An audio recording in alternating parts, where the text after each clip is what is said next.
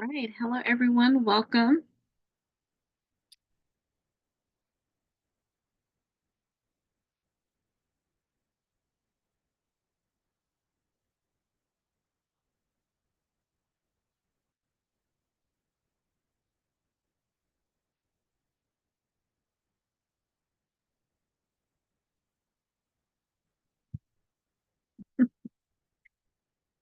Oh, goodness. Hello, everyone. Welcome. It is the month of March. I'm so excited that we are towards the end of Q1. So, welcome to the Remarkable Shift live series show, the space where elite professionals and high performing organizations elevate their leadership, amplify their authority, and dominate their industries.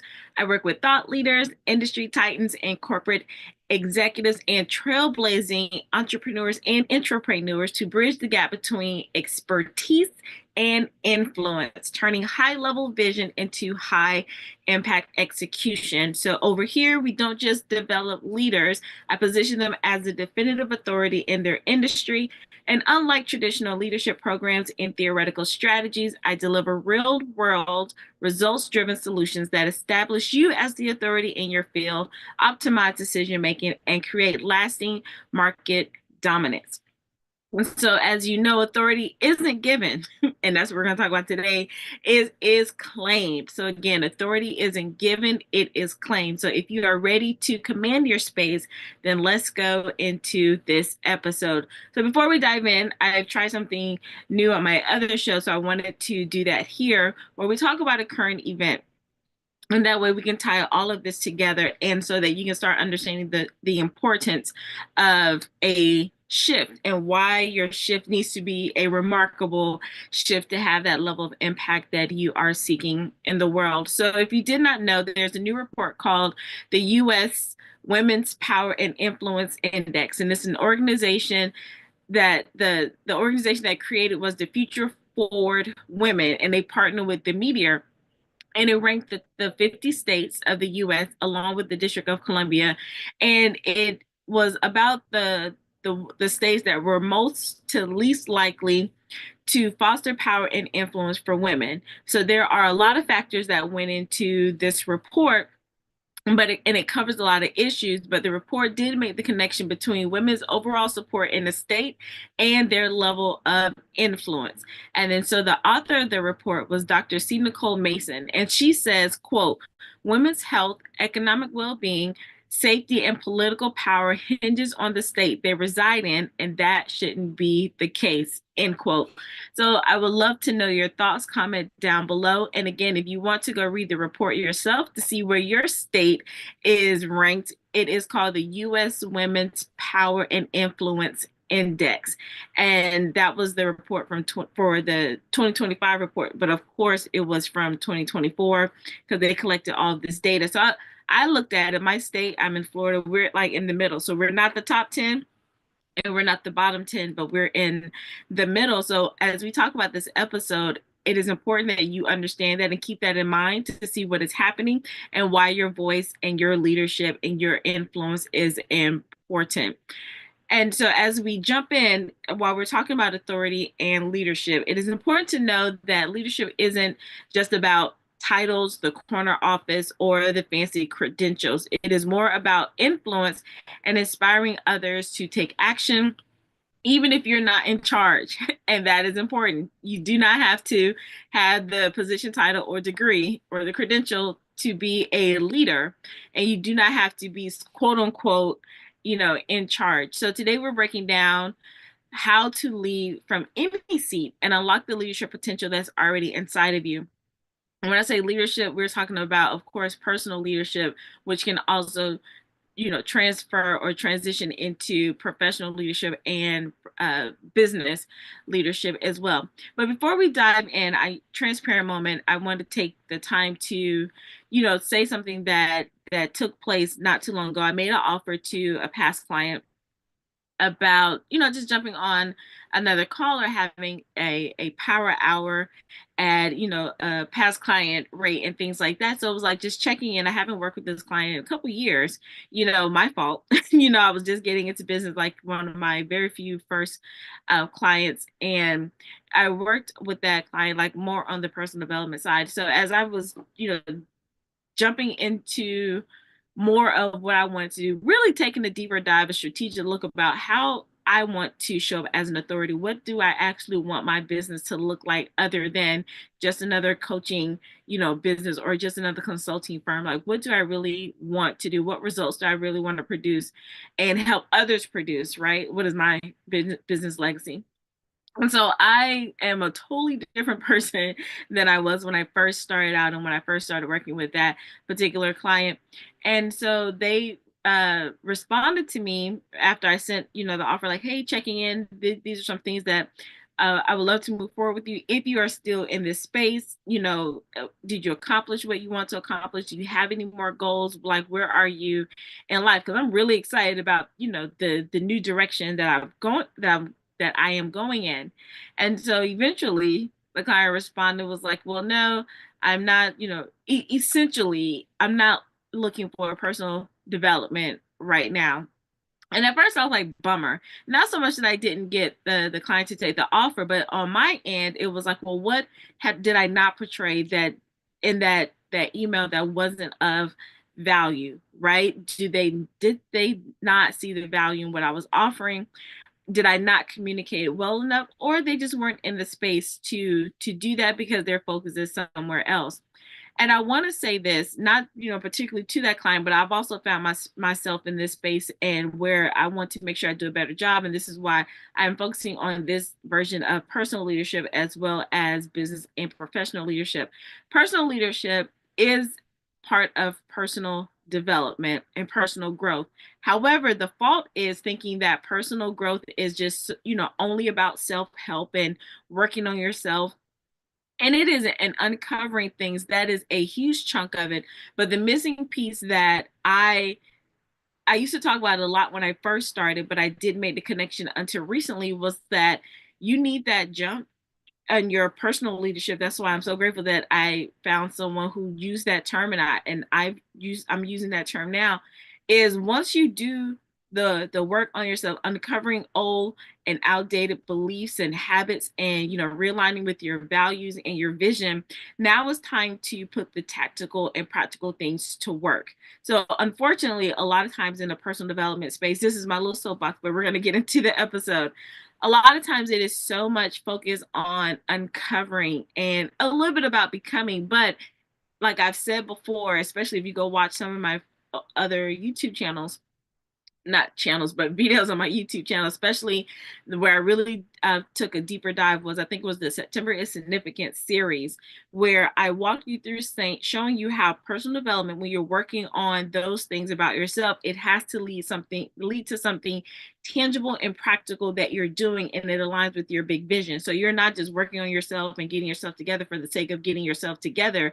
And it's not just so you can do better in your career or do better in your business. It is a ripple effect. It is an impact. So who you are becoming, where essentially aligning with who you were already created to be, so that you can produce the results that God had in mind when he created you to do, when he created you to show up in this planet. And a lot of times, I read comments and I see things in the personal development space where you can get trapped into always working on yourself and you never make the connection. But then when I started working with high level business owners, like really 6, 7, 8 figure, well, actually 7 and 8 figure business owners and entrepreneurs and people who are at the top of their game, those industry titans, corporate executives, and people that are like up there, they all work on themselves. They all have these personal development or executive coaches that help, work through that mind chatter and things like that, to help them with their personal leadership and to help them with their decision making and to help them, be strategic and making sure that those personal glass ceilings are constantly being shattered, so that they can move forward in their career, their business, and leading other people. So I just wanted to put that out there for those of you who are thinking that you can continue to separate your personal and your professional. I talk all about this in my book, Embracing Grit for Greatness, becoming professionally powerful through personal empowerment. But now I'm standing even stronger on that because it is your personal leadership that is going to break through all of those barriers, whether you decide to work with me or not. But I feel compelled to let you all know that if you are doing some work on yourself, and it's not really fixing yourself because you're not broken, you're just releasing some of these old things that have kept you stuck, or they did help you move forward in the beginning, but now they no longer serve you.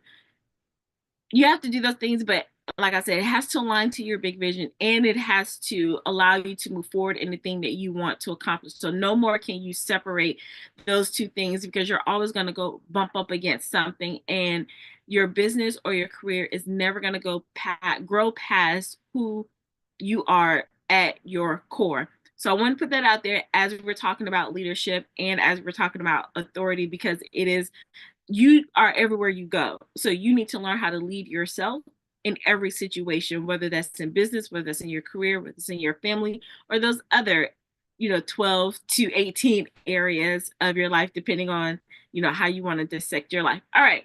So now we're going to get into this episode. That was enough about my soapbox. So whether you are an entrepreneur, a career professional, or an entrepreneur, climbing up corporate ladders, or someone who's trying to impact your community, leadership is about who you are, not where you sit. So by the end of this episode, you will know how to step into your leadership and authority. No title required. So before we really get into it, let's talk about some myths and some mindset shifts, or I like to just put them together, mind shifts, right?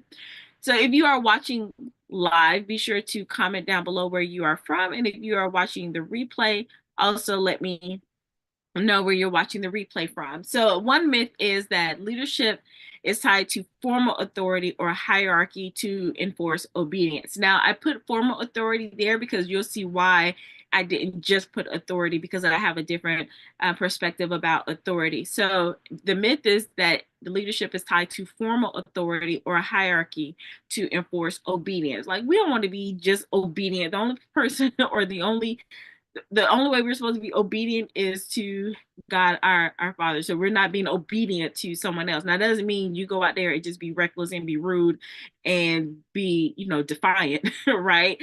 But we're not looking at leadership as, you must do what I say kind of thing. That's the myth. And a lot of people avoid leadership because they don't want to be that person that does like that, right? So if you can't see me, I'm doing my finger shake, right? We don't want that type of leadership. Another myth is that leaders are born and not made. A little caveat: there are people who do have natural giftings and abilities, right? So we're not going to just act like that's not the case. But the great thing about this is that you can learn and sharpen up skills. So if you don't have those natural abilities, you can still learn them. So a lot of people, I know or interacted with, they're like, well, I'm not just a natural born leader, or I could never do X, Y, Z, or lead that charge. And it was like, yes, you can. You look at the skill set, because I believe in mindset, skill sets, and tool sets. You look at the skill set that these great leaders have, and you get to learn that skill set or that tool set or that mindset and sharpen it and work at it. So it may just take you a little more work or take you a little longer, but you can also have that. So you don't get to cop out because you think leaders are just naturally born that way. That doesn't absolve you from owning your leadership and your authority. The next myth is you need to be extroverted or charismatic to lead effectively. Now, a lot of us are drawn to those types of leaders because that's just what it is. We love, a lot of us love all of that. But there are a lot of introverted, silent leaders who are just as powerful, just as impactful. So it doesn't matter if you're an introvert, extrovert. I think another one is ambivert. I think that's one, ambivert, one of those things, right? So you don't have to always be the loud, the boisterous, or the peacock type of personality to be a great leader. So if you're thinking that way, that's a limiting or outdated belief that you need to shatter, because that is stopping you from going to your next level. So let's make sure that we, relinquish all of those, we shatter those myths so that we can move forward. So the mind shift that needs to happen, I want to tell you my definition of authority in the context of when I did the Affluent Leader Intensive. I had so much fun, and we're going to do that again, which leads me to I am opening up the doors to my new community. And it's called Amplify Your Authority. That information is in the description box below. Some people are still waiting to get in. I haven't opened the doors yet, but I'm so excited about that. It's like a little hub and incubator for high level, career professionals, entrepreneurs, business owners, all of those things. And it is more about like how we keep these conversations moving forward so that we're not just aimlessly sitting in a Facebook group. It's more of a strategic think tank so that you can, like the title says, amplify your authority. You can go ahead and see the link down below so you can get on kind of like the list. And then we'll be going through a deeper dive of what I did for the Fluent Leader Intensive and some behind the scene things that didn't get shown out in the public. All right. So some mind shifts so that we need to talk about. And then my definition of authority in this context is the ability to command influence, credibility, and high value opportunities by leveraging your expertise, positioning, and perception. It's not just about knowledge, it is about being recognized as the definitive leader in your space. So I know that there's a lot of talk about, positioning, right, and branding, but it's really about how you show up, how you command the space, and do people know that you are the expert in the thing that you want to be the expert in? Are you in high demand? So I talked about that in the Affluent Leader Intensive. You want to take a deeper dive, join the community, and that link is in the description box below.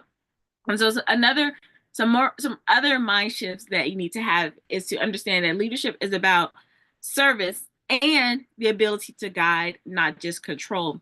I do have a little issue when I just always hear, leadership is about service and that's it. Yes, you do serve, but if you don't understand that you're also a guide, and we'll take a deeper dive into that later in the episode, you're also there to guide, not just to serve. So if you think about Jesus, Jesus was the ultimate servant, right? But he still had authority. He still had, this commanding presence about him.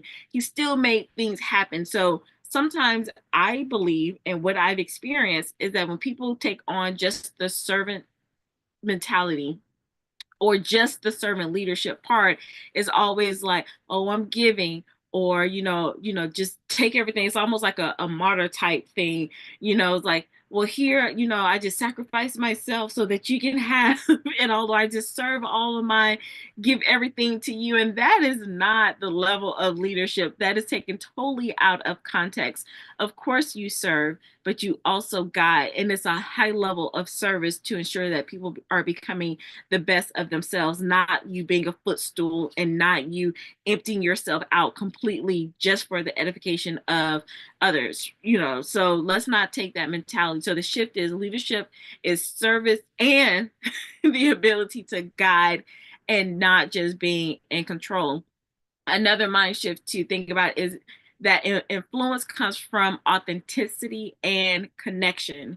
Influence comes from authenticity and connection. And we're not talking about the influence like, the era of the influencer, which I think is kind of dying a little bit, right? So people are like, okay, you an influencer, but are you authentic and are you able to connect?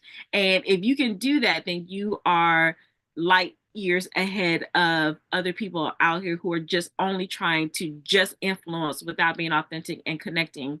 And another shift is, like I said, a little bit before, is that introverted leaders can be just as impactful, if not more, than the extrovert. So an introvert isn't, I don't know why sometimes people think introverted people are just shy and don't want to be seen and don't want to be in public. Like, I'm an introvert, that is part of it, right? However, when it's time to show up, you show up in a way, but that doesn't mean that you have to be this huge, type of in your face personality. There is a but you can if you need to be, but you don't have to be, right? So let's not think that introverts are just the shy, quiet in a corner type of people. No, those are not the type of That's not the introverts that are leaders. Introverted leaders, they are more reserved, but when it's time to show up and show out, they do that, because I know a lot of introverted people who speak on stages and lead meetings and are on camera. It's just like when the camera's off, it's just like, because I'm like that, right? So let's make sure we understand that mind shift. And as always, I forgot to mention this as we're talking about these things and anything I talk about, make sure that you have your big vision in your mind or a goal that you're accomplishing, because you need to understand like how you show up as a leader in order to accomplish the thing you want to accomplish. So don't just think about these things in theory. That's why I talk about it in the opening. These are not just strategies or theories for you to, oh, that was cool, but what do you want to accomplish? What is the legacy that you're leaving? What authority do you want to have in your industry? As you're thinking about that, then you filter all these things I'm saying about leadership and influence through that. And so, what are some practical ways to lead without a title? The first strategy I'm going to talk about just briefly is mastering emotional intelligence. Now, there was a period of time where emotional intelligence, or EQ, was like a buzzword, right? Everyone was talking about, oh, emotional intelligence. I'm an educator by profession, my former path, but all it's throughout. I think it's like in my DNA. I think my gifting is being a teacher. I know that for a fact. And I think, and that's always been in a lot of the work and the research that we've done was, emotional intelligence. And then now it's out, kind of in the public sector. And sometimes people think that is like just being weak or only learning how to, um, what I want to say about that is not it's similar to, of course, personal development, but it's the how you show up, how you manage your emotions as it relates to what you're about to do. That's what I want to say. I want to make sure that I was clear on that. It is about how you manage your emotions as it relates to what you're about to do and as a leader. So it is the foundation of your influence, and it is a little bit about the practical side of your foundation, how you're listening, and all of those things, right? Okay, so let me make sure I wrap that up. So, mastering emotional intelligence is not just so much to manage your emotions for your sake, just for your personal development. You're managing your emotions as it relates to how you are leading others and influencing others and impacting others. Let me know if I clarified that for you. So, one way is, yes, you're being an active listener. Yes, um, you're showing up with compassion and empathy and things like that in order to make a decision so that you can guide others. Whew. Okay. The next strategy is being fluid between a problem solver and a solution finder. I used to say all the time, as I'm a great problem solver. And then I realized that sometimes, if, when you do that and you only focus on that, then you're only focusing on just the problem. But that's why I started calling myself the brilliant solutionist, because I'm also a solution finder. So there is a need for both, but knowing how to be fluid and flexible between the two. So one is, yes, I know this problem inside and out, and it's like being reactive, and we can go ahead and come up with a resolution. Being a solutionist, or being a solution finder, you're saying, what are the possibilities to solve these? What's the best approach? And on the other side of that, what can I take and learn from other industries or things around me that I can be proactive so that this problem doesn't arise in my area? And so understanding being both. So you don't always want to be a problem solver, because sometimes that's like always reactive. So you do want to be proactive. And that's what a great leader does. Knowing how to be fluid and flexible between being a problem solver and a solution finder. And that's how you can show up with more influence without just having the title. Because again, if you're the problem solver and that is what it's called for, and you're not the main person, then people look to you and say, oh, that's a level of authority that this person has because of the way they think. Same way with the solution finder. If you're the one to say, you know what, read over here, or I saw over here in this area that this problem tends to arise, and this can be in any area of your life. So I'm going to look at what we're currently working on and implement what they did after the problem came up. And we're going to put those things in place so that the problem doesn't come here. And the person, and then someone could be like, oh my gosh, this person is, amazing. They have this level of authority. Now you get to influence the way the team goes, the family goes, whatever it is, because you can transfer that in multiple areas of your life. Similar to what I did with my dissertation, my background is in mathematics, but I took concepts of mathematics, leadership, psychology, behavior analysis, and put them in my dissertation, and I came up with the new conceptual framework. So that's a way to be a solution finder, and you can do that in multiple areas of your life. Another strategy is to build relationships, not just networks, right? So a lot of times we go to these networking things. I've talked about this in several episodes and also on my other show that I do mostly on LinkedIn, The Remarkable Edge, is like so many networks. Like networking is like overrated, is now I won't say that it's dead, but the old approach, and people are still doing it no matter what, no matter how much research comes out, no matter what people are saying is the new way to do things, people are still doing networking the old way. And I even have to catch myself, like we're not just collecting names or anything like that, but you do have to build relationships that are beyond being transactional. And how many times have you gone somewhere and it's like, okay, follow me on social, follow me on social. Here's we don't do cards anymore, but they do like the little taps on the phone or, things like that. How many of us are still doing that instead of really connecting with people and saying like, how is your day? Or how can I support you? Or how can I help you with a particular problem? Or, things like that. Your level of relationship building that you need. And that's what true leaders do. And that's how you start influencing without a title. Another strategy is communicate with clarity and confidence. I work on this all the time, especially with the clarity part, because my brain goes super fast. So I just want to make sure that I'm always working on being clear and concise and compelling. And that's the skill that you can work on and polish and up level, especially how you deliver your ideas and everything like that. Strategy number 5 is inspired through vision. This is why I say you have to always have your big vision in front of you regardless of what you do. And again, this is not just in your business, this is not just in your career, this is your big vision for your life. And those are different branches. Those are like your sub goals or your sub goals or your milestones that you want to accomplish, but everything is under the umbrella of your big vision. And so you want people to understand and rally behind you with a common goal. And if you can get people to do that, that is a level of influence without a title. And you can go look at anybody like on social media or YouTube. And I'm not talking about just the people that just have the numbers, because you can look and they have like millions of followers and on like 5 people be engaging. You want to look at the people that gets those high level of engagements, things like that, because they get people to rally behind a common goal.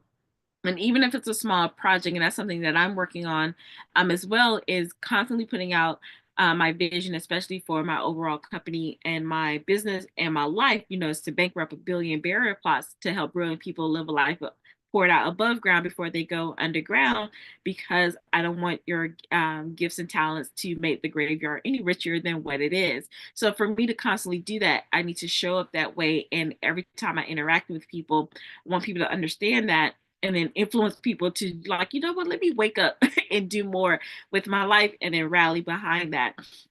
And so some misconceptions about, leadership and influence is trying to do everything alone instead of empowering others. There's a reason why there are top people and it looks like they have all the freedom in the world. And you're like, how are they leading, whatever? And they got 15 companies, but they still seem, to still be doing all the great things because they know how to empower people, build capacity in others. I know those are buzzwords, but allowing people to do what they need to do, right? Allowing people to take ownership and have autonomy over the thing that they are doing without micromanaging and without saying, I'll just do it myself, allowing the people around them to make those mistakes and to learn from those mistakes and to be better, right? So you can run whatever you want to run if you learn how to relinquish that control and learn how to influence instead of controlling. And then thinking that leadership always means being the loudest voice in the room. There are so many times where, people are talking and you think that they're the front person of the company or of the family or the organization or whatever the case, the movement. And it's not, it's the person that you would least expect in a lot of cases, because that you don't have to always be the front person. Sometimes it does call for you to be the front person. So don't use that as an excuse, right? But there are times when you just don't need to be the one. And that is okay, because you can still lead with that level of influence and get your message and your vision and your point across.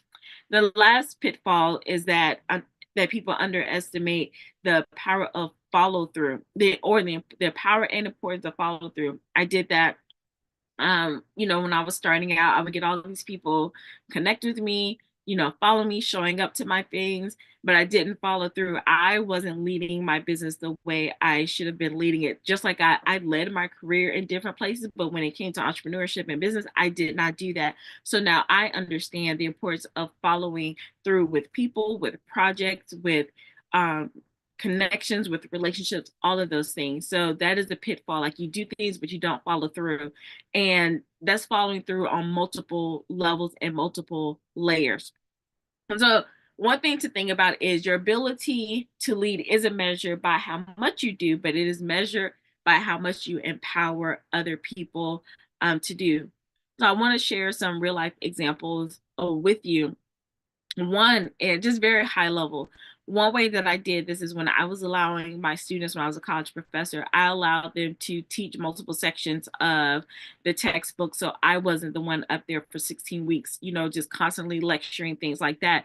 Because one, if they were going to be future educators, they need to know how to do that anyway. But then they took ownership of their learning, and it allowed for a more cohesive environment for the class, it a more collaborative experience, and it took a lot of pressure off of me. Of course, I studied and did all the things, but I allowed them to show up and become leaders of their own learning. Something else that I've done, and this is, I'm just giving you examples of how leadership shows up and how you influence without titles or being in those positions, is showing my grandmother how to really use her iPad instead of just like playing games. Like, she looks up, statements, bills, things that she wants to learn about. I showed her how to do that, so she's not constantly asking me how to do certain things, because on one hand it was like, oh, I'll just show you. And I was like, well, why do I want to do that? It's because I want to feel needed, But then I was like, no, I can show her. She still wants to learn. And then so that empowers her to, do things more and, not fear technology and things like that.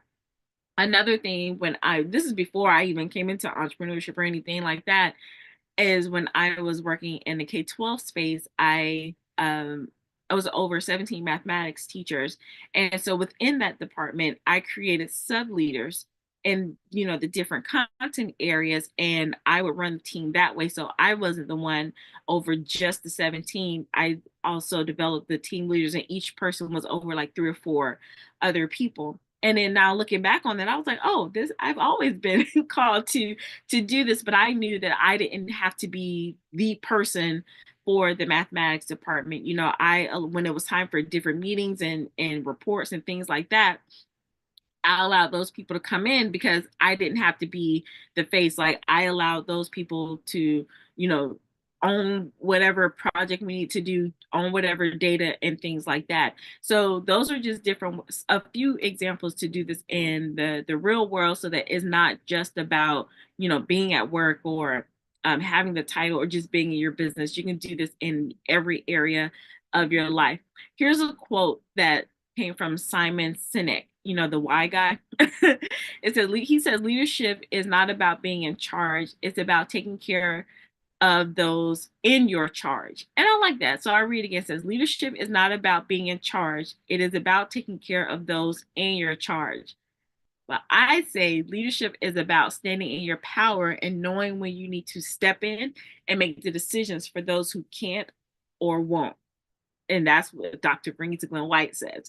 So again, I said leadership is about standing in your power and knowing when you need to step in and make decisions for those who can't or won't. Let me know your thoughts about that, as we wrap up. So if you have any questions, or you want to take a deeper dive, or you want some additional resources, be sure to comment or DM me the word leadership for this episode, so I'll know exactly where you are following along and what resource to send you. So comment or DM me the word leadership for complimentary resources, or a deeper dive, or if you have some questions or things that you want me to answer.